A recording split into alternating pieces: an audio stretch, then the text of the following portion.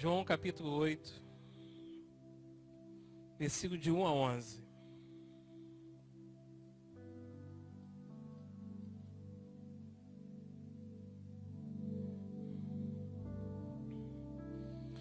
Jesus, porém, foi ao Monte das Oliveiras.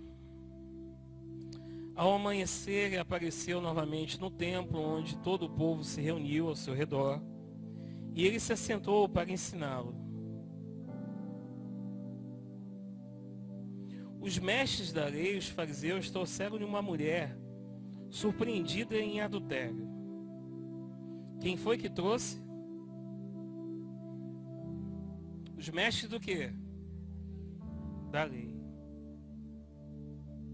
Fizeram-na ficar em pé diante de todos e disseram a Jesus: Mestre, esta mulher foi surpreendida em ato de adultério. Na lei, Moisés nos ordena apedrejar tais mulheres. Só que a lei não fala só as mulheres. E o Senhor que diz? Eles estavam usando essa pergunta como armadilha, a fim de terem uma base para acusá-lo. Mas Jesus inclinou-se e começou a escrever no chão com o dedo.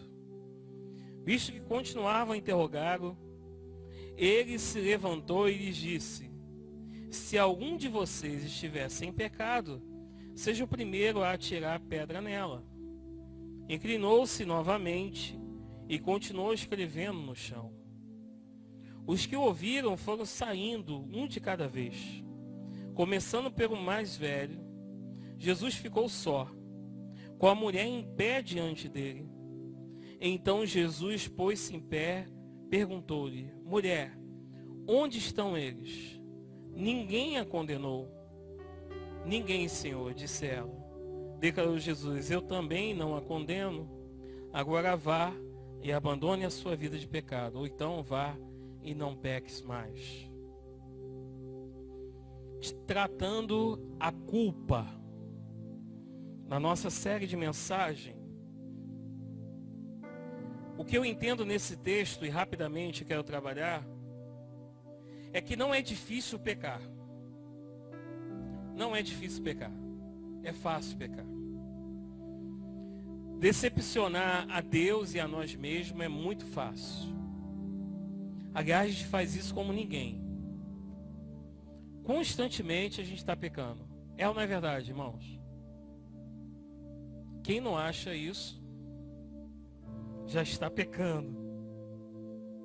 Porque a gente peca. Não é difícil mentir, não é difícil adulterar, não é difícil exceder-se no namoro, não é difícil ser desonesto, não é difícil maldizer, não é difícil magoar, não é difícil quebrar promessas, não é difícil render-se a um vício. Difícil é conviver com a culpa que tudo isso traz para nós. Isso sim é difícil. Conviver com a culpa é a coisa mais complicada que tem.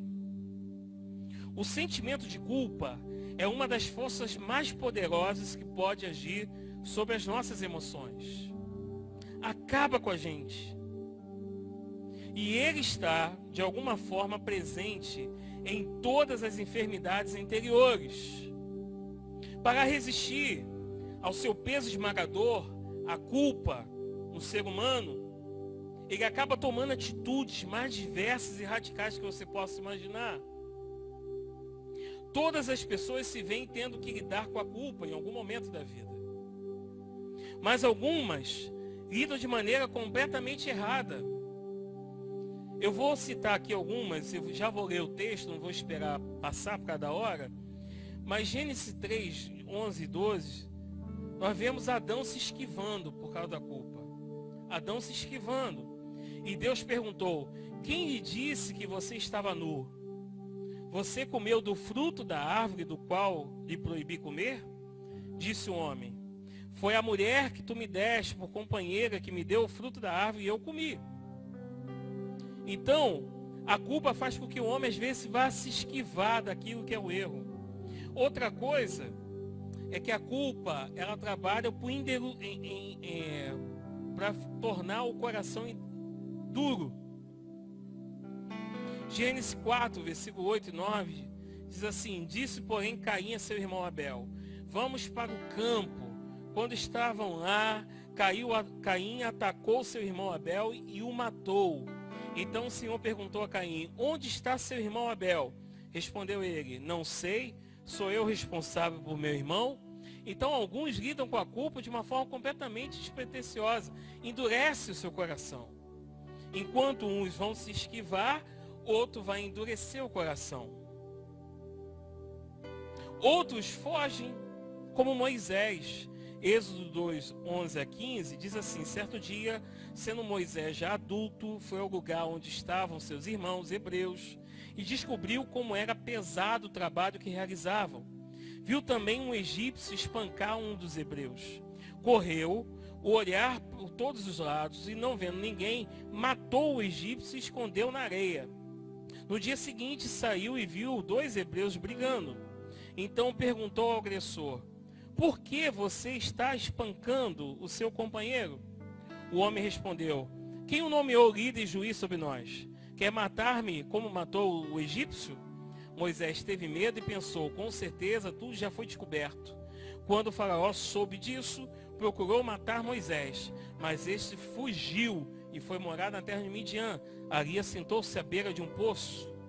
Então, existe um que se esquiva, existe um que endurece e tem o outro que foge. Diante da culpa de um erro, de alguma coisa que você cometeu, ou de algum pecado, de algum erro, às vezes você trata mal a forma de conduzir a sua vida, como esses. Ou então, tem aqueles que ficam loucos, enlouquecem, como Saul. 1 Samuel 16, 14, Saul. O Espírito do Senhor se retirou de Saul. Naquela época, o Espírito Santo não ficava na pessoa que entregasse sua vida a Cristo. Então, o Espírito do Senhor foi retirado de Saul. E um espírito maligno, vindo da parte do Senhor, o atormentava. Então, o que acontece? Alguns, por questão de culpa, enlouquecem. Outros acabam sendo consumidos pela culpa. Acabam tendo uma mágoa, aquilo vai corroendo a sua vida. Salmo 32, de 1 a 5, diz assim: como é feliz aquele que tem as suas transgressões perdoadas e seus pecados apagados. Como é feliz aquele a quem o Senhor não atribui culpa e em quem não há hipocrisia. Enquanto escondia os meus pecados, o meu corpo definhava de tanto gemer. Pois de dia e de noite a tua mão pesava sobre mim. Minha força foi se esgotando com o tempo de seca. Então reconheci diante de ti o meu pecado e não encobri as minhas culpas. Eu disse: confessarei as minhas transgressões ao Senhor, e tu perdoaste a culpa do meu pecado. Então Davi está falando aqui que tem pessoas que por causa da culpa são consumidas. É muito forte isso. Ele fala aqui que o corpo dele definhava. Você já viu pessoas assim? Ao qual ela fica enfraquecida por causa da culpa. Tem outros que choram por causa da culpa. Mateus 26, 75, choram como Pedro. Então Pedro se lembrou da palavra de Jesus, tinha dito: antes que o galo cante, você me negará 3 vezes. E saindo dali, chorou amargamente. Olha só quanta coisa a culpa traz. E tem outros que tiram a sua própria vida por causa da culpa, como Judas. Mateus 27, 3 a 5 diz assim: quando Judas, que o havia traído, viu que Jesus foi condenado, foi tomado de remorso e devolveu aos chefes, sacerdotes, líderes religiosos as 30 moedas de prata. E disse: pequei, pois, contra o sangue inocente. E eles retrucaram: o que nos importa? A responsabilidade é sua. Então Judas jogou o dinheiro dentro do templo, saindo foi e enforcou-se. Então nós estamos vendo aqui quanta coisa a culpa faz e como as pessoas armazenam culpa na sua vida. Se eu acabei de falar que todos nós pecamos e a gente peca o tempo todo, imagina uma bolsa onde você vai colocando culpa de cada erro e pecado, e se você não esvaziar isso, ela fica pesada. E você vai ter uma dessas atitudes ao qual eu acabei de falar aqui nesse momento. Ou você vai endurecer o teu coração, ou você vai magoar pessoas, ou você vai se esquivar, não é bem assim, não é por aí, não foi muito bem assim, ou então você vai fugir, ou você vai ter medo, ou vai definhar, alguma coisa vai acontecer com você, como nós vimos aqui, até mesmo tirar a própria vida.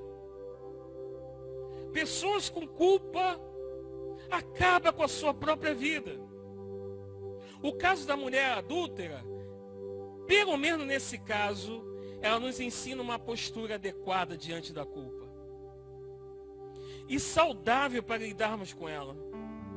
Com ela aprendemos que somente aos pés de Jesus é que temos alívio. Primeira coisa que nós devemos fazer é reconhecer a culpa. Nós precisamos reconhecer o nosso erro. O primeiro passo para superar esse sentimento é reconhecer o erro. É por relutar em admitir o que a maioria das pessoas afundam o remorso e na manipulação, em vez de crescer com seus erros, eles acabam se livrando. No episódio da mulher, ela é apanhada em adultério flagrante. Estiveram envolvidas algumas pessoas que não estavam dispostas a reconhecer a culpa. E que por isso saíram dali sem a bênção e sem o perdão. No mínimo, nós temos um aprendizado como bênção. E aqui o que aconteceu? O que me chama a atenção é porque existem 4 personagens na história da mulher adúltera. Existe a mulher adúltera, existe Jesus, mas existe aquele que está em oculto, que é o adúltero, ou o resultado do adultério, e também a multidão. São esses 4. E aí, o primeiro personagem que me chama a atenção é o homem. Ele merece destaque pelo simples fato de não aparecer no texto. Ele simplesmente não aparece. Onde está ele? O adultério é o tipo do pecado que não se comete sozinho. Mas a mulher foi levada à presença de Jesus sozinha e pronta para ser abatida por pedras. A lei fala que os 2 deveriam ser apedrejados. Portanto, onde estava o outro? A lei fala que os 2. Algumas das definições é de que o coração do homem não se sentia culpado. O coração dele não tinha culpa e nem a multidão o jogou culpa.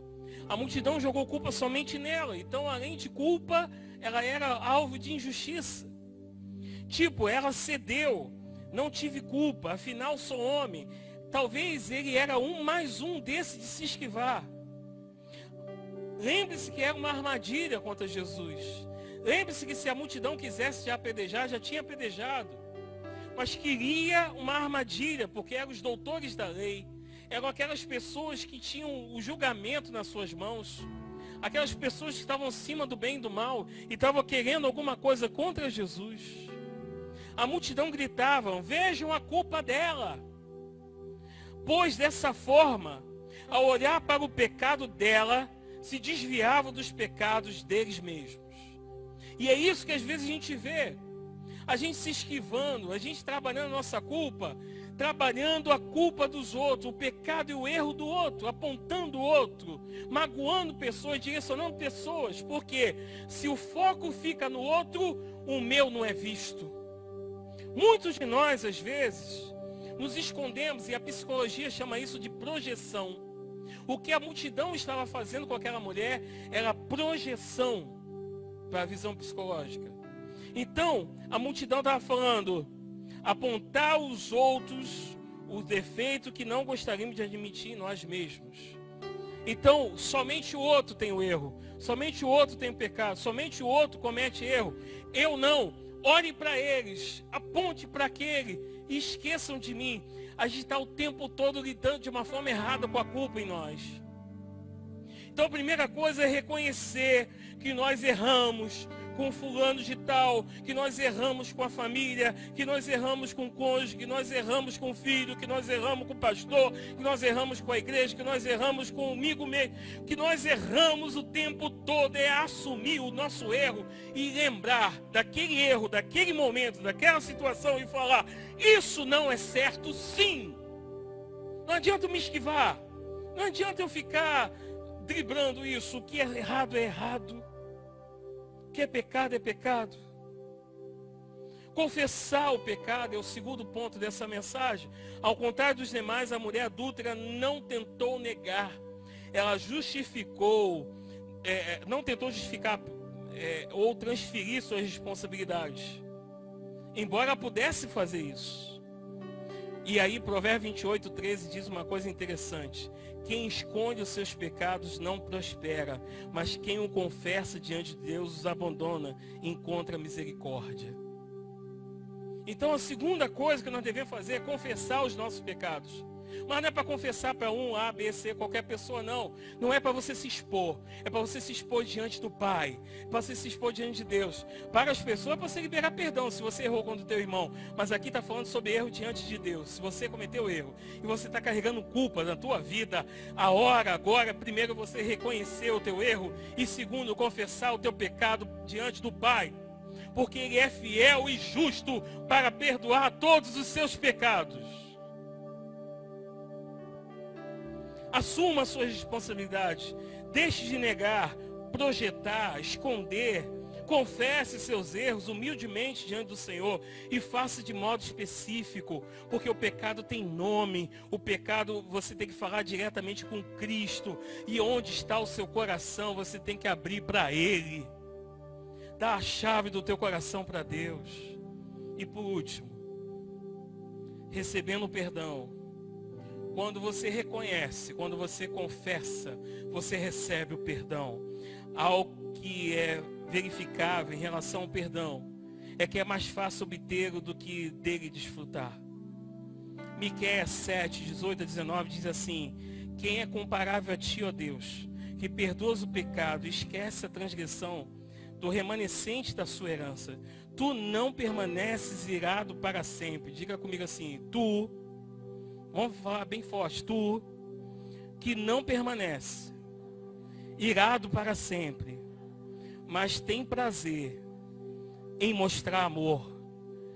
De novo terás compaixão de nós. Pisarás nas nossas maldades e atirarás todos os nossos pecados na profundeza do mar. Isso é Miqueias 7:18-19. Essa é a palavra de Deus para nós, porque se você confessar, reconhecendo o seu erro, o seu pecado, Ele pega tudo isso e Ele, pisa no teu erro. E ninguém pode mais se levantar sobre o teu erro, porque foi jogado na profundeza do mar. O inimigo não poderá mais acusar. Ele não poderá mais se levantar e falar o que você fez, deixou de fazer.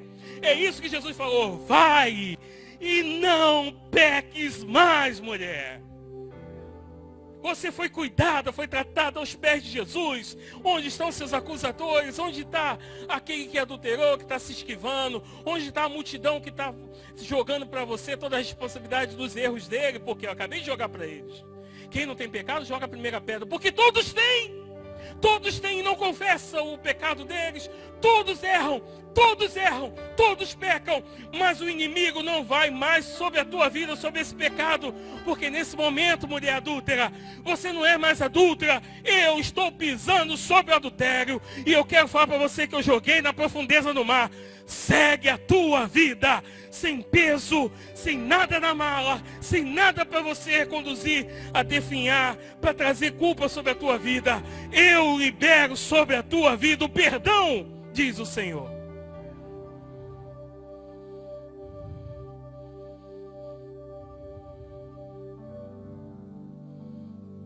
Isso é evangelho. Isso é evangelho. Isso é graça. Vamos parar de viver na lei. Isso é graça. Se confessar os vossos pecados diante do Pai, Ele é fiel e justo para perdoar de todo e qualquer pecado. Todo e qualquer. Então agora fique leve diante do Senhor. Para de carregar coisa de 10 anos, de 15 anos, de 20 anos, de 2 anos, de 1 ano. Para de carregar coisa que não é para carregar. Fique leve diante do Senhor. Acabou. Ontem eu estava andando com um funcionário de um cliente meu, só para fechar. E ele no carro falando, pastor, eu estou firme com Deus, mas tem coisas ainda que eu fico falando, o que eu tenho que fazer para ser perdoado? Eu falei, filho, já foi pago. Aí ele falou assim, mas como assim? Já está pago lá na cruz. Mas como assim? Me explica. Eu falei, a gente estava passando em frente a um Habib's. Aí eu falei assim, tá vendo aquele Habib's ali? Eu falei, foi ontem isso. Eu falei, tá vendo aquele Habib's ali? Sim. Imagina se eu chego lá e falo assim, olha, estou deixando um lanche pago para fulano. Tá pago. Agora, se tu não for lá pegar o lanche, ele já está pago, mas você não foi buscar. A mesma coisa Jesus fez na cruz. Ele se entregou naquela cruz. Ele falou, está consumado, está pago. Todos os pecados perdoados. Basta que ele se arrependa e venha até mim. Se você não for até a cruz, você não vai ser digno daquilo que Jesus já pagou. Mas já está pago, já está lá na cruz. Então pare de se martirizar pelo que já passou, porque Deus já pagou.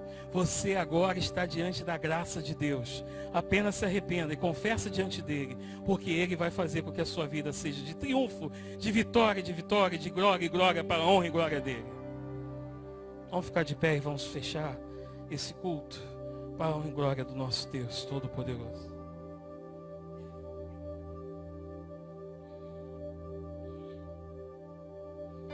Pai querido, nós louvamos, ó Deus, porque eu sou que sou liberto, graças a Deus por isso. Eu te amo tanto, porque é libertador caminhar. E é lógico, ó Deus, que cada dia, quando o inimigo se levanta para lembrar do meu erro, do meu passado, qualquer situação, nós estamos prontos para repreender na hora, porque isso já não cabe mais à nossa vida, à nossa história. Então cada um aqui, ó Deus, que é pecador como eu, todos nós somos, mas acreditamos na graça que foi lançada lá na cruz. Obrigado, ó Deus, porque os pecados cometidos e que ainda iremos cometer, pela tua graça, pela confissão dos nossos pecados, pelo arrependimento que nós temos de caminhar contigo, nós estamos indo lá pegar o nosso lanche.